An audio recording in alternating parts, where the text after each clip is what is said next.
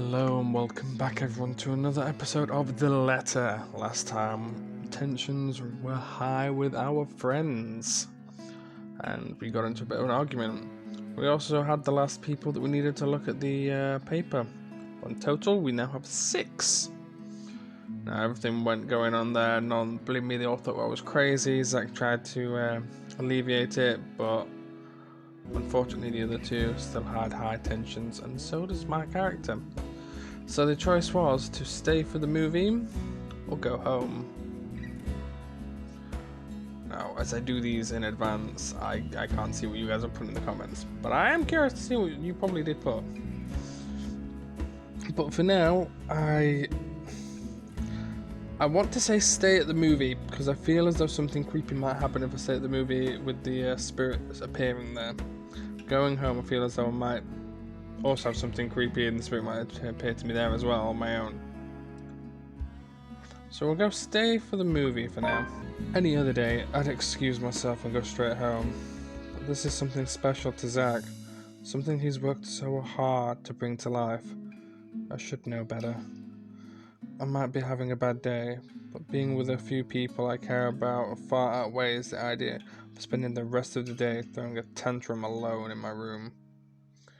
And what if the thing in the attic follows me home? I don't want to be left with my thoughts either. I can still see it whenever I close my eyes. And maybe, if I stay, let our heads cool down first before telling them what happened, they'll listen to me. There's nothing you can't solve with a calm head. One step at a time, Isabela. That's what Mama used to tell me. Besides, I don't have the heart to ditch Zach. A smile is back on my face when I look back at them. If we keep arguing here, we're going to miss the first few minutes. All right, that's the Isabela I know. Oh, good. I thought for sure you were going to cry. This time, I really do send an elbow straight to his stomach. I love the green effect on his face, that's brilliant. Stupid Ash.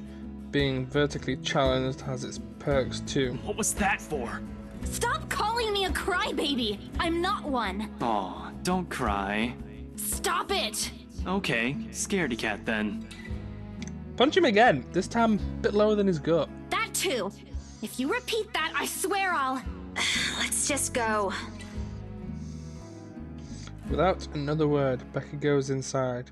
She doesn't even stop to wait for us when I call after her. Ash and I exchange looks at that. The same question likely swimming inside our minds. Did something happen at school after I left? Is she having a bad day too? I'll try asking her about it later, I guess. So, you guys go catch up with them. I'll go get us the food I promised. But you'll miss it! Didn't you say watching a movie without food ain't fun? It ain't like I haven't seen it. I made it, remember? I'll be in there soon. One friendly tap on my shoulder and then he's gone. A few moviegoers are still milling about. Some are still waiting in line for tickets. But otherwise, most of the crowd are already inside. There's nothing much for us to do here now. Not a word of protest comes from me when Ash gestures for the two of us to head inside. And then? Are you sure it wasn't one of the cleaning crews? Absolutely sure. Somehow, halfway through the movie, the conversation steered towards what happened in the mansion. To be fair, Zach was the one who brought it up again, in his own movie's premiere. Now the film's just serving as background noise while we're speaking in hushed tones, careful not to disturb anyone inside the small hall. Well, except for Ash. I just hope we don't end up arguing about it again. We'd all get kicked out for sure. Though, with how loud Ash's voice is, we'll probably get thrown out way before any argument happens. Only Becca still remains engrossed in the film, completely ignoring us.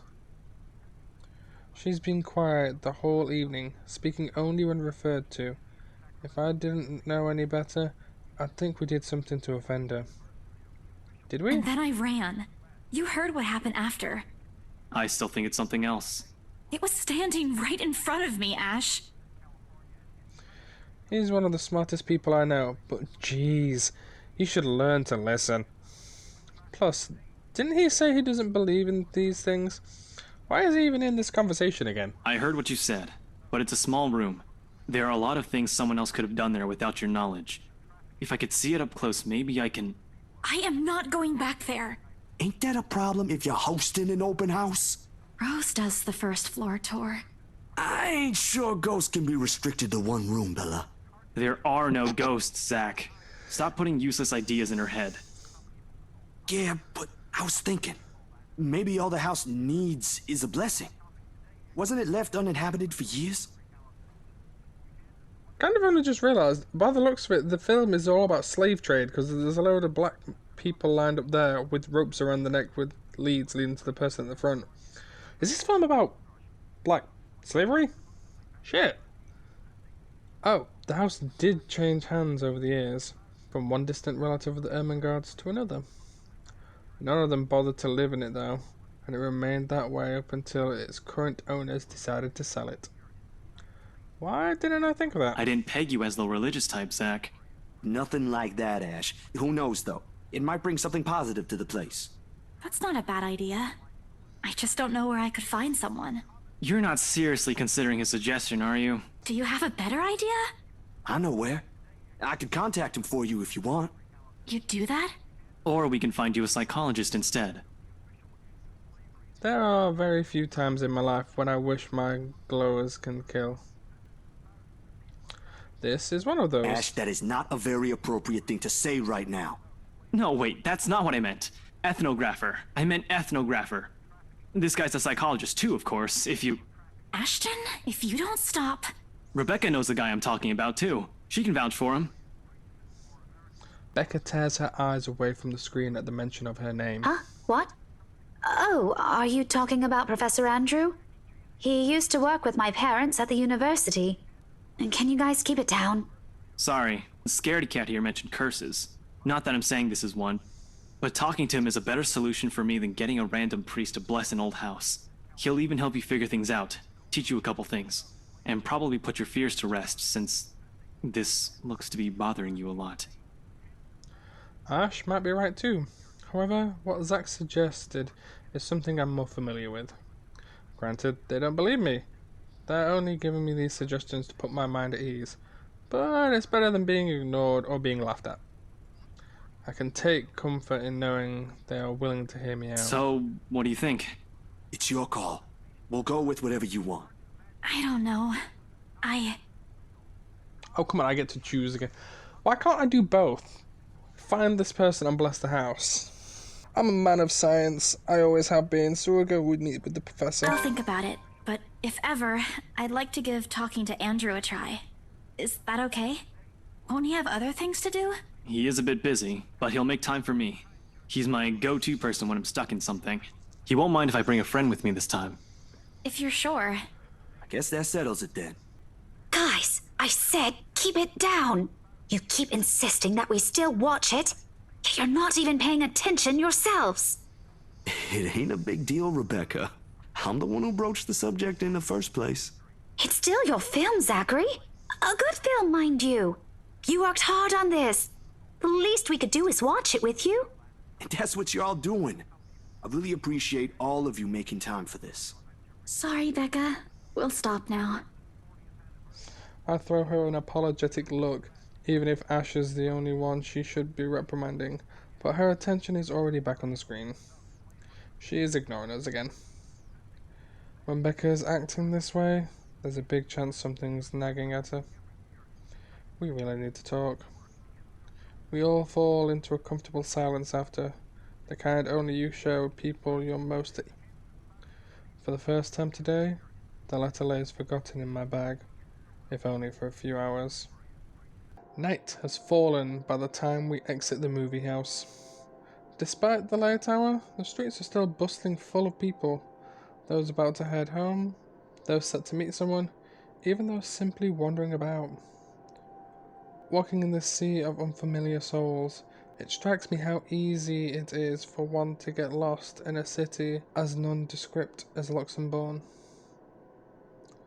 I was afraid too, at one point, back when I was new and had to set foot in this place. Now, with familiar faces walking with me, it feels a little like home. Zach and Ash bid us goodbye shortly before Becca and I crossed to the other side of the street.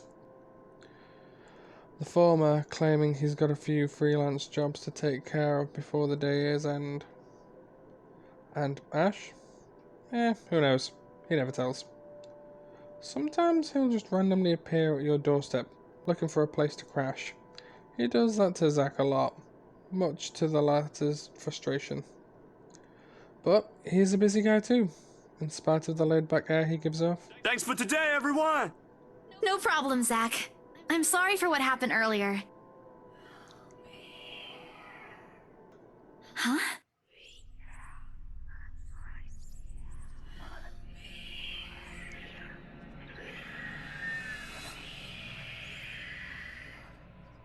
A sensation. Cold. Sickening. Drowning. My chest tightening. Breathing becomes laboured. I can taste blood in my mouth. The edges of my vision blurs. In the distance, amid the countless, nameless people going about their lives, a voice reaches out to me. Pleading, even as I clench my eyes tight and clasp my hands over my ears. Whispering and whispering and whispering, crawling out.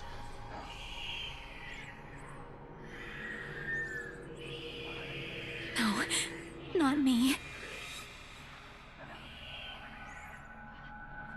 Somebody. Isabela? Earth to Isabela? At her voice, the whole world suddenly snaps into place. The murmur's gone.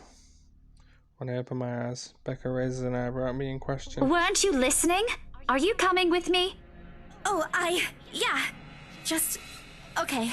Sorry. I spaced out. You always do that.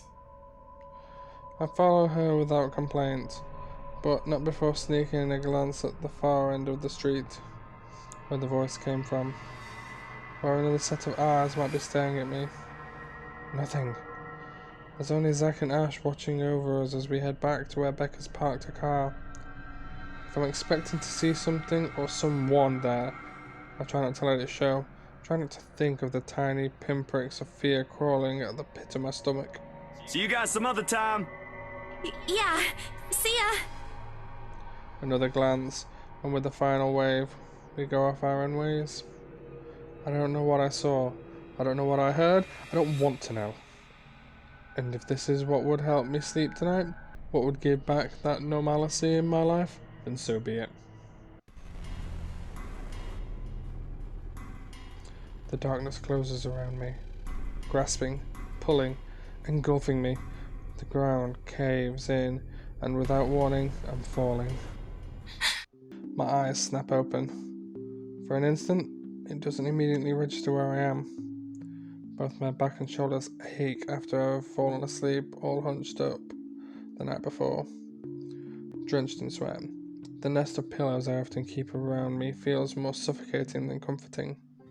I let my eyes adjust to the bright morning light streaming through my window and allow my breath to slow down before untangling myself from the pile.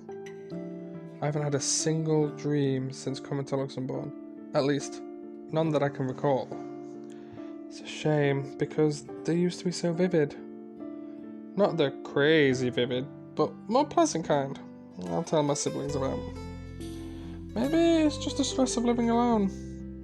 The knowledge that I'll always wake up in an empty apartment with no one to tell stories to. What time is it? Habit forces me to look over at the clock, even with the soreness weighing heavily on my shoulders and the compulsion to never leave my bed for the day. In a heartbeat, I'm up. Oh man, of all the times to oversleep. Towel? Where's my towel? Admittedly, it's a weekend. As an unspoken rule, that entitles me to an extra hours of sleep. But if Rose didn't kill me yesterday, she sure as hell will now. And right after what happened, oh lord, one box of donuts as peace offering won't be enough the second time around. Her phone's ringing. Grabbing my towel, I'm already a few short steps away from the bathroom when a muffled ringing breaks out There's a moment of indecision at first. My mind conflicted whether I should just ignore or answer it. But what if it's Rose? Or worse, our boss? Sheesh. In the end, the rational part of my brain wins out. The letter from yesterday peeks out when I pull the device out. Just the sight of it is enough to pull me in a foul mood, and it takes every force of will for me to ignore it in favour of answering the call. Oh! The call ID reads Mama. Huh? It's around 4:45 p.m. in the Philippines right now. That's an unusual time for them to call. Usually it's around noontime here, and I'm the one calling them.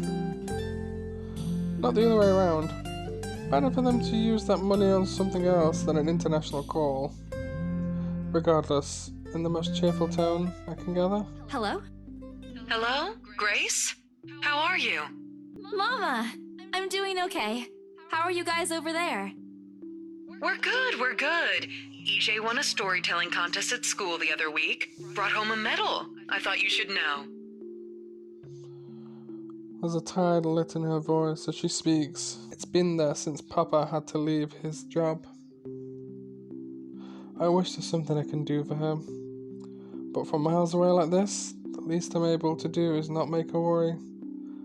If only my older brother would actually lend her a hand, but Lord knows if that'll ever happen. Odds are, Kuya Jordan's already out drinking right now. Again, I can't count on my older sister either, knowing she has a family of her own, and, well, Ate Anne's financial situation isn't great right now, having ran herself knee-deep in debt. Great! That's great! Tell him congratulations from me. And let him know I'm gonna send him a little something extra this Christmas. How about Nico? Karen? Michael? I hope they're okay? They're doing well. They wanted to talk to you, but they're all busy with school. Oh no, that's fine. I don't want to bother them. Just tell them to keep doing their best for me. I'll just call back when I know they're not busy. And Papa? How's Papa doing? And to find out how Papa's doing, we will have to wait until the next episode. Just 'cause I am mean. Thank you guys so much for watching. If you are enjoying this series so far, pop a like, it'll let me know. If you've got any games you'd like me to play that are mobile-specific horror games, pop them in the comments. I will definitely have a look and try and get them done. And if you want to keep up to date with everything I'm putting out, hit the subscribe button. If you ring the bell, it'll let you know every single time I put out a video, whether it be the letter, a different horror game, or even my killer concept.